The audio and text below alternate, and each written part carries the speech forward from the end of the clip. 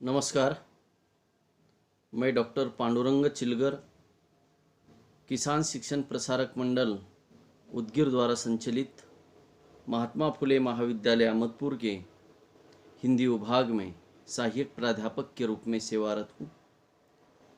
मित्रों, स्वामी रामानंद तीर्थ मराठवाड़ा विश्वविद्यालय नांदेड़ द्वारा सन 2020-21 से BA द्वितीय वर्ष ऐच्छिक तथा द्वितीय भाषा हिंदी पाठ्यक्रम का पुनर्गठन किया गया। इस नूतन पाठ्यक्रम के अंतर्गत BA द्वितीय वर्ष के तीसरे सत्र का द्वितीय भाषा हिंदी का प्रश्न पत्र क्रमांक 3 कथ्यत्तर गद्य, इस प्रश्न पत्र के अंतर्गत जो समाविष्ट पाठ्यक्रम है उस पाठ्यक्रम को लेकर पिछली कई कड़ियों के माध्यम से मैं आपके सन्मुख YouTube चैनल द्वारा प्रस्तुत होता आ रहा हूँ। मित्रों, कोविड-19 लॉकडाउन तथा अनलॉक के अंतर्गत जो ऑनलाइन शिक्षा का जो उद्देश्य है उस उद्देश्य को पूरा करने की कोशिश YouTube जैसे सोशल माध्यम द्वारा, समाज माध्यम द्वारा आप सबके सहयोग के कारण की जा रही है। द्वितीय भाषा हिंदी प्रश्न पत्र क्रमांक 3 कथ्यत्तर गद्य, इसके अंतर्गत हरिशंकर परसाई द्वारा लिखित इंस्पेक्टर मातादीन चांद पर, इस व्यंग्य विधा का विषय प्रतिपादन विवेचन समेत आपके सन्मुख रखने का प्रयास मैं यहाँ पर करने जा रहा हूँ। आप सभी हिंदी प्रेमी, सभी छात्र, विद्वज्जन, आप सबका हृदय से हार्दिक स्वागत करता हूँ। आप सब जानते हैं कि हरिशंकर परसाई, शरद जोशी, शंकर पुनतांबेकर, ये जब नाम सामने आते हैं तब हिंदी साहित्य की निबंध विधा के अंतर्गत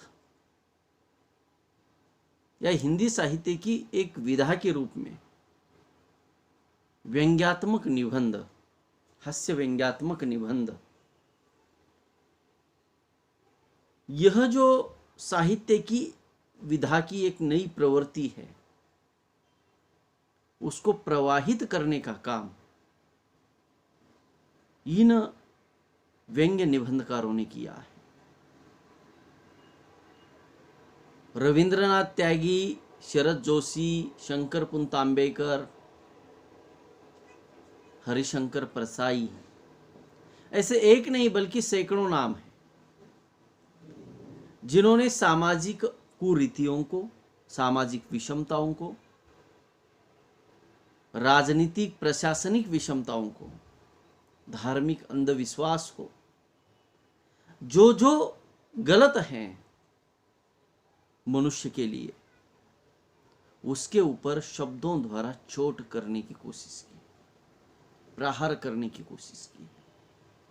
व्यंग्य विधा का मतलब ही वही है। टेढ़ी सीधी उंगली से घी नहीं निकलता, घी निकालना है तो उंगली को टेढ़ा ही करना पड़ेगा। कुछ लोग, कुछ व्यवस्था ऐसी है, उन्हें सहज समझाने से कुछ उनके पल्ले नहीं पड़ता, उनके लिए टेढ़ेपन का रास्ता अपनाना ही पड़ता है। हिंदी में सरल बताने वाली, सरल अर्थ देने वाली कई विधाएं हैं। कई बार काव्य में भी हमें स्पष्टोक्ति दिखाई देती है, कथा साहित्य में भी दिखाई देती है, और कई बार उसमें भी हमें व्यंग्यता दिखाई देती है, व्यंजना दिखाई देती है। ये जो व्यंजना एक शब्द शक्ति का प्रकार है। शब्द शक्ति के 3 भेद हैं, अभिधा, लक्षणा और व्यंजना। एकाद शब्द का जब सीधा स्पष्ट मुख्य अर्थ का बोध होता है, सहज, उसे अभिधा शब्द शक्ति कहते हैं। एकाद शब्द का स्पष्ट अर्थ का बोध नहीं होता, तब उस किसी को लक्ष्य करके वह शब्द कहा गया है, तो उस लक्ष्य के प्रति अपना ध्यान आकर्षित करके उस शब्द का अर्थ ग्रहण करना, उसे लक्ष्यार्थ कहा जाता है।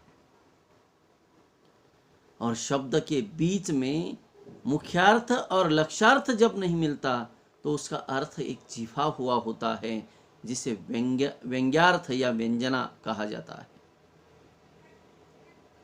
तो यहां पर हरिशंकर परसाई जी ने व्यंजना शब्द शक्ति का प्रयोग प्रस्तुत विधा का अर्थ पाठकों को समझाने के लिए किया। व्यंग्यात्मक या व्यंजना शब्द शक्ति के बोध से ही आप हरिशंकर परसाई जी के विचारों को आत्मसात कर सकोगे। इसलिए यहां पर भले ही आपको ये बात सीधी कही हुई दिखाई देगी, लेकिन उसके पीछे जो अर्थ है वह व्यंग्यार्थ है। शब्द के अर्थ में टेढ़ापन है।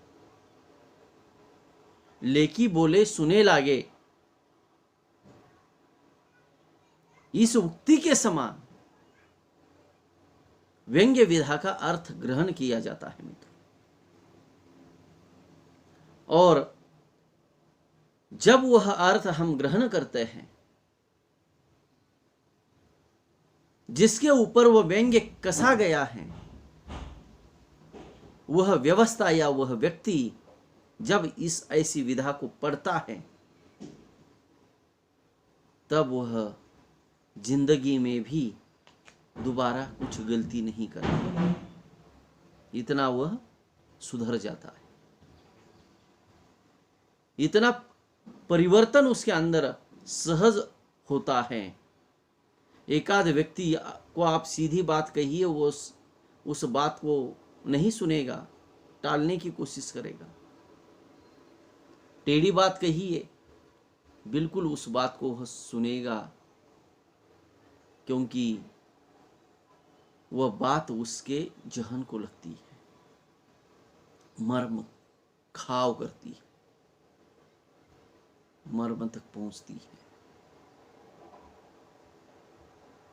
यानी एकाध व्यक्ति के शारीरिक विकलांगता को लेकर जब उसको बोला जाता है, तब उस व्यक्ति को बहुत गुस्सा आता है।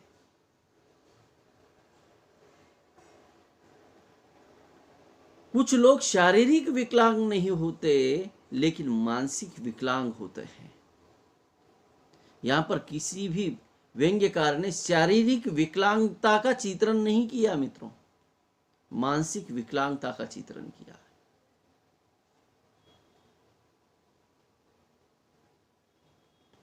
मनुष्य के अंदर जो दोष है, उन दोषों को उजागर करने की कोशिश की है, दिखाया है उसको कि तू ऐसा है। और सबसे अच्छा मनुष्य के व्यक्तित्व या चरित्र में सुधार लाने का काम कौन करता है, तो उसका सच्चा मित्र करता है। ऐसे व्यंग्यकार समाज के सच्चे मित्र हैं मित्रों। इनकी बातों को टालना नहीं चाहिए, वे हमें सही रास्ता दिखाते हैं। जैसे आपका कोई सच्चा मित्र आपके दुर्गुणों को आपके सन्मुख रखता है, उसे डर नहीं लगता, उसे मालूम है मेरा मित्र अच्छा है। मैंने जब उसको बताया कि तूने ये गलती की थी कल, ऐसा मत कर, तो मित्र की बात मित्र जानता है, समझता है, अच्छी तरह से सुनता भी। तो ये व्यंग्यकार समाज के सच्चे मित्र हैं। समाज के अंदर जो विषमता है, कुरीतियां हैं, अंधविश्वास है, राजनीतिक असंतोष है, अराजकता है, धार्मिक अंधविश्वास है, या कुछ भी गलत हो, वह समाज को दिखाते हैं। तो ऐसे दिखाने वालों में हिंदी के जो प्रतिनिधि व्यंग्यकार हैं उसमें हरिशंकर परसाई जी का नाम सबसे पहले लिया जाता है।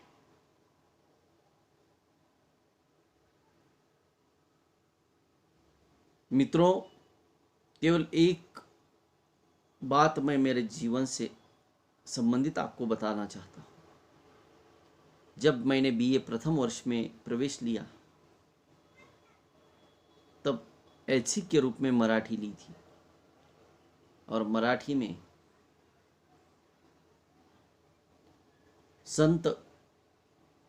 संतों द्वारा लिखी गई कविताएं पढ़ाई जा रही थी और दूसरी कक्षा में बाजू के रविंद्रनाथ त्यागी द्वारा लिखित व्यंग्य निबंध पढ़ाई जा रही थी हिंदी के सर द्वारा। मग जाते जाते एक वाक्य मैंने सुना जो वाक्य मुझे बहुत पसंद आया। यानी संतों के साहित्य या संतों के वचनों से भी मानवीय जीवन में सुधार करने वाले विचार हिंदी के व्यंग्य साहित्य में है, ऐसा जब मुझे लगा तब मैंने ऐच्छिक मराठी की अपेक्षा ऐच्छिक हिंदी ली। संतों के वचनों से तो समाज में परिवर्तन होता है, लेकिन उससे ज्यादा ताकत व्यंग्य विधा में है, व्यंग्य साहित्य में है। और उस समय हमारे सर प्राध्यापक शिवाजीराव घोड़के रविंद्रनाथ त्यागी द्वारा लिखित शोक सभा ये व्यंग्य विधा पढ़ा रहे थे। तो देखिए, व्यंग्य विधा के कारण मैंने मेरे जीवन के उस मार्ग को एकाएक बदला, क्योंकि व्यंग्य विधा ये सामाजिक शिक्षा एवं सामाजिक परिवर्तन का सबसे बड़ा माध्यम मैं मानता हूँ। उसे समाज का मित्र मानता हूँ, सोशल फ्रेंड। तो उनमें हरिशंकर परसाई जी का नाम सबसे पहले लिया जाता। हरिशंकर परसाई कौन है, उनका व्यक्तित्व एवं कृतित्व, उसके ऊपर अब हम थोड़ा सा प्रकाश डालेंगे। तत्पश्चात क्रमशः इस व्यंग्य विधा को हम देखेंगे इंस्पेक्टर मातादीन चांद पर। इसके लेखक हरिशंकर परसाई, जिनका जन्म मध्य प्रदेश के इटारसी के पास जमानी नामक गांव में 22 अगस्त 1924 के दिन हुआ। इन्होंने नागपुर विश्वविद्यालय से, अब राष्ट्र संत तुकडोजी महाराज नागपुर विश्वविद्यालय नागपुर ये नामकरण हुआ है। नागपुर विश्वविद्यालय से इन्होंने हिंदी में एमए किया। कुछ वर्षों तक उन्होंने अध्यापन का कार्य किया, किंतु लेखन के प्रति विशेष रुचि होने के कारण उन्होंने पूर्णतः अध्यापकीय कार्य छोड़कर साहित्य सेवा से भी संलग्नित हो गए। जबलपुर से इन्होंने वसुधा नामक साहित्यिक पत्रिका भी निकाली, उस पत्रिका का संपादन भी शुरू किया और कुछ आर्थिक कारणों की वजह से यह पत्रिका बाद में बंद भी हो गई। इनकी प्रतिभा विशेषकर प्रफुल्लित या पल्लवित हुई हमें निबंध विधा में दिखाई देती है, परंतु एक कवि के रूप में, एक उपन्यास के रूप में, एक कहानीकार के रूप में भी परसाई जी का नाम हिंदी साहित्य जगत में है। इनकी प्रमुख रचनाएं जो है, जिसमें रानी केतकी की कहानी, तट की खोज ये उपन्यास, हंसते हैं रोते हैं और जैसे उनके दिन फिरे यह कहानी संग्रह, साथ ही साथ तब बात और थी, भूत के पांव पीछे, बेमान की परत, पगडंडियों का जमाना, सदाचार का ताबीज, शिकायत मुझे भी है और अंत में ये उनके व्यंग्य निबंध संग्रह है। परसाई जी अपनी रचनाओं में व्यक्ति और समाज की दुर्बलताओं और विडंबनाओं पर गहरी चोट करते हैं। इनकी गणना हिंदी के व्यंग्य सम्राट में की जाती है। इनका व्यंग्य व्यक्तिगत राग द्वेष या सस्ते मनोरंजन तक ही सीमित नहीं रहता, बल्कि उसके अंतराल में कोई गहरा जीवन बोध व्यंजित होता है। उन्होंने किसी भी व्यक्ति पर व्यक्तिगत व्यंग्य नहीं कसा, उस व्यक्ति को समाज का प्रतिनिधि समझकर उस पर व्यंग्य कसा है। उस व्यक्ति का असली नाम उन्होंने नहीं लिया, प्रतिनिधि यानी एक काल्पनिक नाम उस व्यक्ति को, उस समाज के प्रतिनिधि को उन्होंने दिया और उसके ऊपर उन्होंने करारा व्यंग्य किया है। किसी के प्रति राग द्वेष उनके मन में दिखाई नहीं देता और उनके व्यंग्य निबंध इतने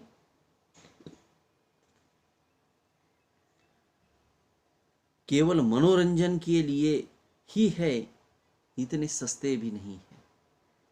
मनोरंजन होता है लेकिन उस मनोरंजन के साथ साथ वह जीवन शिक्षा भी देते हैं, व्यक्ति और समाज की दुर्बलता और विडंबनाओं पर वे गहरी चोट करते हुए। ऐसे यह हरिशंकर परसाई, उनके द्वारा लिखित इंस्पेक्टर माता दीन चांद पर इस व्यंग्य निबंध को हम विस्तार के साथ आगे चलकर देखेंगे। मित्रों, इस निबंध के माध्यम से उन्होंने भारतीय पुलिस कार्य पद्धति पर व्यंग्यात्मक ढंग से उस कार्य पद्धति को उजागर करने की कोशिश की, उसके ऊपर व्यंग्य किया है। इंस्पेक्टर माता दीन को भारत सरकार ने चांद पर वहां की पुलिस व्यवस्था को चुस्त तंदुरुस्त करने के लिए भेजा। यह इस व्यंग्य विधा की मुख्य विषय वस्तु है। माता दीन ने वहां की पुलिस को झूठ, फरेब और भ्रष्टाचार का ऐसा तौर तरीका सिखाया कि जिससे वहां की संस्कृति व्यंग्य है, वहां की संस्कृति का विनाश हो गया। मित्रों, संस्कृति के विनाश में पुलिस की मुख्य भूमिका है। इस बात को केंद्र में रखते हुए हरिशंकर परसाई जी ने इंस्पेक्टर माता दीन चांद पर यह व्यंग्य विधा का सृजन किया, जिसके माध्यम से उन्होंने समग्र पुलिस व्यवस्था पर व्यंग्य कसते हुए पुलिस व्यवस्था कैसे फरेब, भ्रष्टाचार आदि से ग्रस्त है, ये भी दिखाने की कोशिश की है।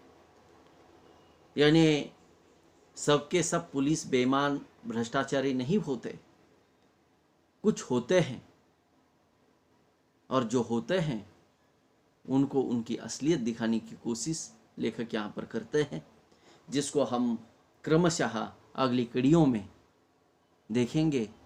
अपने इस हरिशंकर परसाई जी का व्यक्तित्व, कृतित्व, व्यंग्य विधा का परिचय अपने बहुत गहराई से जो मैंने प्रस्तुत किया उसे आपने सुना, इसलिए आप सभी के प्रति कृतज्ञता ज्ञापित करता हूँ। हम पुनः मिलेंगे अगली कड़ी में माता दीन, इंस्पेक्टर माता दीन चांद पर इस विधा को लेकर। धन्यवाद।